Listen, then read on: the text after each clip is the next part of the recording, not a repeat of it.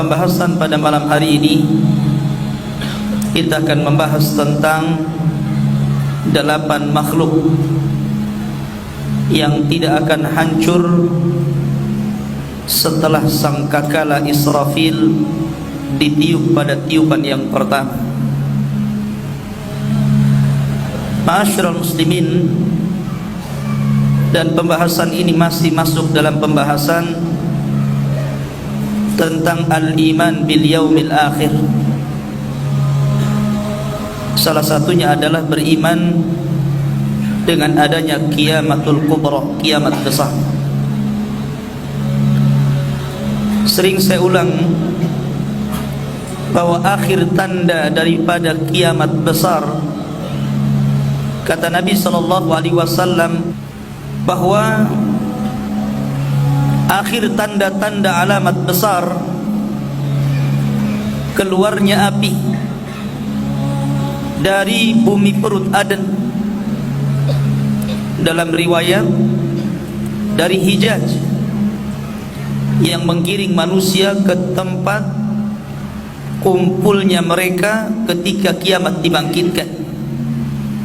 Dan Nabi SAW mengisyaratkan ke arah Syam. Lah ketika api itu sudah menggiring manusia dan seluruh manusia sudah berkumpul di Syam, maka Nabi SAW bersabda, la taqumus sa'ah illa ala syiraril khalqi. Tidak mungkin tegak hari kiamat kecuali yang hidup pada hari itu hanyalah orang-orang yang buruk yang ada di permukaan bumi ini.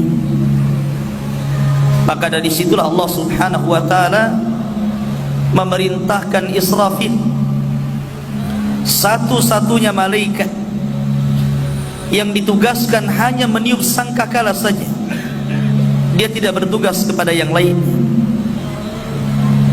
Dan sejak diciptakan Israfil, kemudian diciptakan sur, trompet atau sangkakala, maka Israfil terus meletakkan sangkakala itu di mulutnya, menunggu perintah Allah, dan kedua matanya tajam menghadap arsy Allah Subhanahu wa ta'ala, seolah-olah kapan Allah memerintahkan untuk meniupnya. Sehingga dalam hadis Abi Dzar ataupun hadis Abi Sa'id Al-Khudri yang dikeluarkan dari Imam At-Tirmidzi, ketika ada Nabi SAW dan para sahabatnya, dilihatnya muka Nabi SAW selalu termenung sedih. Kemudian sahabat bertanya, maka Nabi SAW menjawab,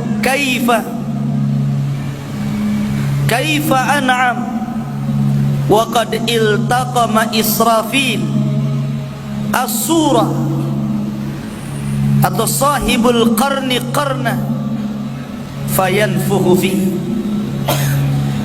Kata Nabi SAW, bagaimana aku bisa merasakan nikmat dunia ini sementara pemilik trompet atau sangkakala sudah siap meniupkan trompetnya. Ketika itu para sahabat bertanya, kalau sekiranya Israfil betul-betul meniupkan sangkakalanya, wahai Rasul, apa yang harus kita katakan? Apa yang harus kita lakukan? Maka Nabi SAW mengatakan, qulu, katakan oleh kalian, hasbunallah wa ni'mal wakil. Cukuplah Allah, karena Dia sebaik-baik pelindung. Tawakkalna ala rabbina, kita bertawakal kepada Rabb kita. Ma'asyiral muslimin yang dimuliakan Allah Azza wa Jalla, dalam hadis Abu Hurairah radhiyallahu anhu, Nabi SAW menyebutkan jarak antara tiupan sangkakala pertama dengan sangkakala kedua selama 40, tanpa menyebut 40 tahun, 40 bulan, 40 minggu atau 40 hari. Di situ Allah Subhanahu wa taala hancurkan alam semesta ini sehancur-hancurnya. Disitulah Allah subhanahu wa ta'ala gelapkan dunia, zulumat fauqa zulumat, kegelapan di atas kegelapan. Karena matahari digelapkan, bintang-bintang dijatuh-jatuhkan, lautan ditumpahkan, gunung dihancurkan, bumi digempakan. Disitulah alam semesta dihancurkan, dan disitulah permulaan kiamat besar. Tetapi dengan kehendak Allah subhanahu wa ta'ala, ada makhluk-makhluk yang tidak dihancurkan Allah azza wa jalla. Seluruh alam ini dihancurkan kecuali wajah Allah subhanahu wa ta'ala, pemilik wajah yang sangat mulia. Tapi di sana Allah kehendaki ada makhluk-makhluk yang ketika terjadi kiamat besar Allah tidak hancurkan. Makhluk apa yang Allah tidak hancurkan? Al-Imam Al-Barbahari dalam kitabnya Syarhus Sunnah, dan juga Imam As-Suyuti rahimahullahu ta'ala menyebutkan, dan juga ulama-ulama akidah yang lainnya, bahwa di antara makhluk-makhluk Allah yang tidak dihancurkan itu jumlahnya 8, dan ada yang menambah 9. Kemudian disebutkan pertama al-jannatu, sorga. Yang kedua an-naru, neraka. Yang ketiga al-arsyu, arsy. Yang keempat al-kursiyu, kursi. Yang kelima al-qalamu, qalam. Yang keenam al-lauhil mahfuz, lauhil mahfuz. Yang ketujuh ruh. Dan yang kedelapan al-ajmu, ujung dari tulang ekor manusia. Dari situlah kita dibangkitkan oleh Allah subhanahu wa ta'ala. Kita rinci satu-satu.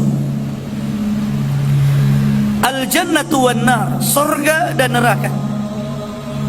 Kedua makhluk ini sudah Allah subhanahu wa ta'ala ciptakan. Kedua makhluk ini Allah telah menciptakan keduanya, dan sekarang sudah ada.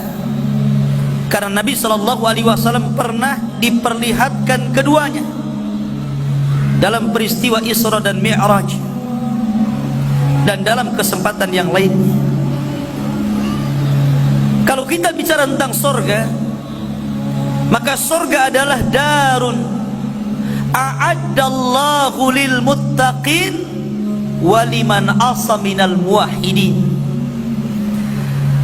Jadi surga itu sebuah tempat yang Allah peruntukkan hanya untuk orang-orang yang bertakwa saja, dan juga untuk ahli maksiat tetapi dia masih mentauhidkan Allah.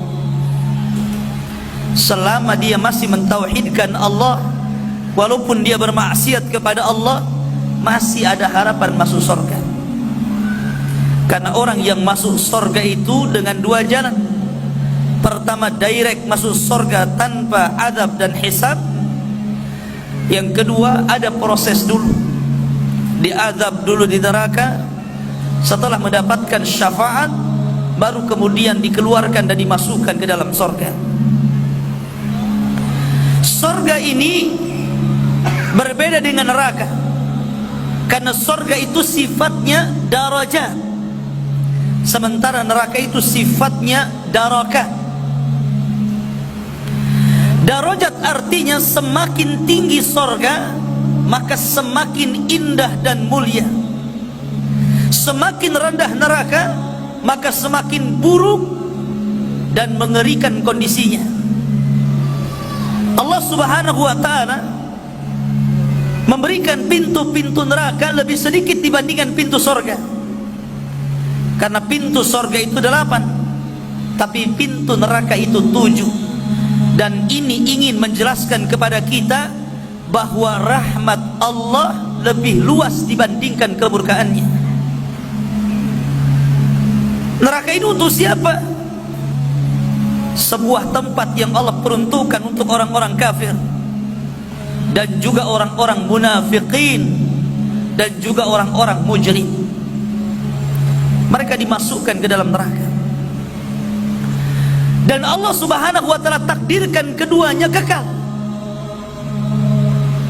Tetapi kekekalan sorga dan neraka itu tidak sekekal Allah, karena kekekalan keduanya diawali dari tidak ada, kemudian Allah ciptakan menjadi ada, dan atas kehendaknya Allah kekalkan keduanya. Ini dua makhluk yang Allah takdirkan tidak akan musnah oleh tiupan trompet sangkakala Israfil. Kemudian yang nomor 3 Arasy, dan yang nomor 4 kursi. Bicara Arasy ini yang menarik, ikhwah fillah muliakan Allah Subhanahu wa taala.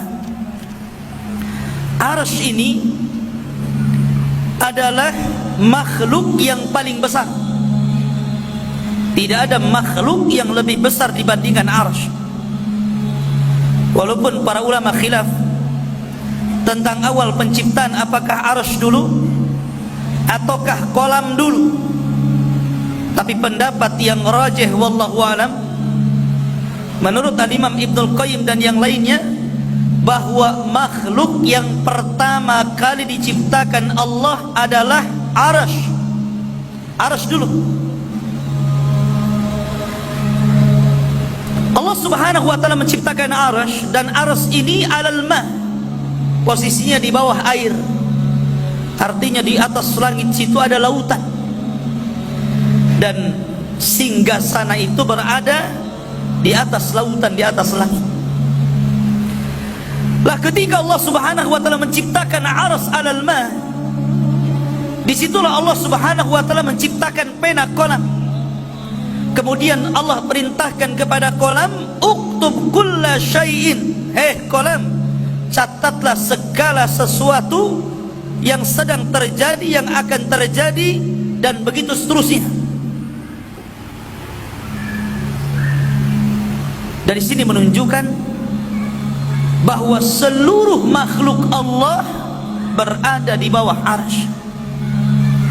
Seluruh makhluk Allah setelah Allah ciptakan Arasy, semua di bawahnya. Karena Arasy itu makhluk Allah yang sangat besar.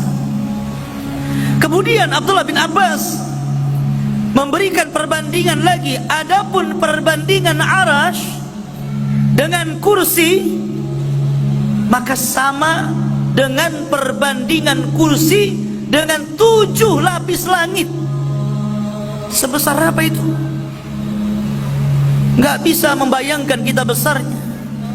Kalau kursi saja, wasiat kursiyuhus samawati wal ard, meliputi langit dan bumi, sementara kursi dibandingkan Arasy seperti cincin diletakkan di padang pasir, menunjukkan Arasy Allah ini besar. Dan Allahu Akbar, Allah Maha Besar sebagai penciptanya. 2, Arasy ini ditopang oleh 8 malaikat.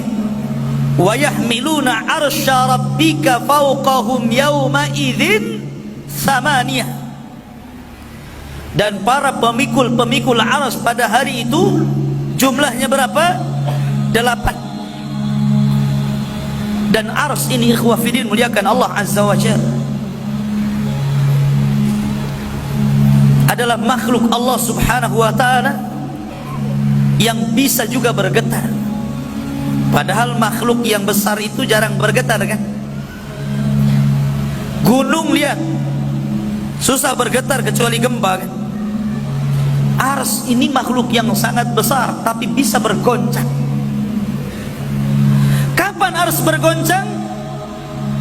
Ketika kematian satu sahabat Rasul, Sa'd bin Mu'adz, pemimpin Ansar yang sangat mencintai Rasul dan Rasul mencintai diri.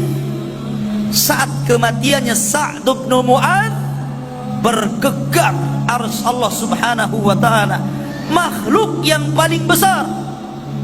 bahagia dengan kematian Sa'd bin Mu'adz. Sampai saking bahagianya dia pun bergoncang dan bergetar. Kata Nabi SAW, kematian Sa'ad tahtazzu arsy rabbih, membuat bergoncang dan bergetar arsy Allah Subhanahu wa ta'ala. Arsy ini tidak akan dihancurkan oleh Allah Azza wa Jalla. Kemudian yang nomor 4, kursi. Kursi juga tidak akan dihancurkan. Dan kursi ini saking mulianya sampai-sampai Allah sebut dalam Al-Quran satu ayat dalam surah Al-Baqarah, dan ayat itu langsung diberi nama dengan Ayatul Kursi. Bahkan kata ulama tafsir, satu-satunya ayat yang paling mulia dibandingkan ayat-ayat yang lain dalam Al-Quran yang 30 juz itu. Tidak ada yang lebih mulia dan bisa menandingi kemuliaan ayat kursi. Jadi itu ayat yang sangat mulia, bahkan lebih terkenal dibandingkan surah Al-Baqarahnya sendiri. Karena ayat kursi ini banyak diamalkan oleh manusia dalam berbagai macam amalan. Orang sebelum tidur baca ayat kursi, setelah sholat baca ayat kursi, sore baca ayat kursi, pagi baca ayat kursi. Banyak perintah untuk membaca ayat kursi. Lah kursi itu tidak akan dihancurkan Allah. Kursi itu satu di antara 8 makhluk yang tidak akan dihancurkan Allah Subhanahu wa ta'ala. Kata Ibnu Katsir, yang dimaksud kursi dalam ayat wasi'a kursiyuhus samawati wal ar, artinya kursi itu tempat berpijaknya Allah Subhanahu wa ta'ala. Kalau tempat berpijaknya saja sebesar itu, maka tentu Allah Subhanahu wa ta'ala akbar dibandingkan makhluknya. Ini yang nomor 4. Kemudian yang nomor 5, Al-Lauhu wal Qalam. Nomor 5 dan nomor 6, Lauhil Mahfuz dan juga Qalam. Lauhil Mahfuz itu ikhwan disebutkan dalam Al-Quran surah Buruj, fi lauhin mahfuz. Itu dari 2 kata ya, lauh, mahfuz. Lauh itu semacam papan, tapi yang dimaksud lauh di sini adalah, disebutkan para ulama, adalah makhluk Allah, mahallun lima qadiril khalaik, satu makhluk Allah yang dikumpulkan padanya seluruh takdir makhluk, diletakkan di situ. Seluruh takdir makhluk sejak zaman pena menulis sampai kiamat dibangkitkan, tercatat di situ. Rizkinya, ajalnya, bahagianya, celakanya, semuanya dicatat dalam lauh tersebut. Sehingga seseorang tidak boleh mensifati lauhil mahfuz kecuali berdasarkan Al-Quran dan sunnah Nabi. Ini perkara gaib masalahnya. Kalimat lauhil mahfuz, papan yang dijaga, terjaga dari apa? Kenapa harus dijaga? Dari 2 perkara. Lauhil mahfud itu artinya dijaga atau terjaga dari at-taghyiri wat-tabdili waz-ziyadati wan-nuqsan. Terjaga dari perubahan, dari penggantian, dari tambahan, dari pengurangan. Tidak mungkin terjadi apa yang sudah ditulis di Lauhil Mahfuz terjadi perubahan sedikit pun. Gak mungkin berubah. Begitu terus sejak ditulisnya sampai dikiamatkannya dunia ini. Ini yang pertama. Yang kedua, terjaga dari usuli syaitan. Sampainya setan ke situ, kemudian mencuri isi daripada takdir-takdir manusia. Setan tidak akan sanggup masuk ke situ. untuk mencuri dengar, kemudian membawa ke bumi dan dijual kepada tukang sihir. Gak akan sampai setan di situ, karena lauh itu dijaga oleh para malaikat. Inna nahnu nazzalna dzikra wa inna lahu lahafidhin. Allah menjaga lauhil mahfuz, tidak mungkin disentuh. Masyaallah muslimin yang dimuliakan Allah Azza wa Jalla, itulah juga makhluk yang dikecualikan lauh. Kemudian juga qalam. Yang nomor berapa itu? Nomor 6. Qalam. Nun wal qalami wa ma yasturun. Qalam, makhluk kedua yang Allah ciptakan. Kemudian qalam mencatat di lauh yang dijaga, yang disebut dengan mahfud. Ada yang mengatakan bahwa letak lauhil mahfud dan juga qalam berada di dalam arasy sebagai kemuliaan keduanya, karena seluruh takdir Allah dicatat di situ dan Allah yang menjaganya. Wallahu a'lam. Kemudian yang nomor 7, ruh wal ajmu. Pertanyaan, ketika kiamat dibangkitkan, kemana ruh pergi? Bukankah ruh tidak dihancurkan? Kemana ruh pergi? Kelayapan kemana ruh itu? Lah ketika Israfil meniupkan sangkakala yang pertama, disitulah kata para ulama inqita'u adabil qabri, adab kubur terputus di sini. Ruhnya orang-orang yang beriman kemana? Fil illiyin, diletakkan di tempat yang paling tinggi sementara. Adapun ruhnya orang-orang kafir dan munafik diletakkan fi sijjin, di tempat yang paling dasar di perut bumi. Disitulah ruh tersimpan sampai pada waktunya nafkhatus tsaniyah, tiupan sangkakala yang kedua, barulah ruh itu dikembalikan lagi ke jasad-jasadnya, sehingga Allah katakan wa akhrajatil ardu athqalaha, maka manusia keluar dari perut bumi, dan semua Allah keluarkan mulai dari Adam sampai yang terakhir mati. Itulah ruhnya. Ruh tidak akan dihancurkan pada kiamat. Dan yang terakhir al-ajmu, ujung tulang ekor manusia. Semua manusia itu punya tulang ekor, walaupun nggak punya ekor. Jadi setiap manusia itu punya tulang ekor.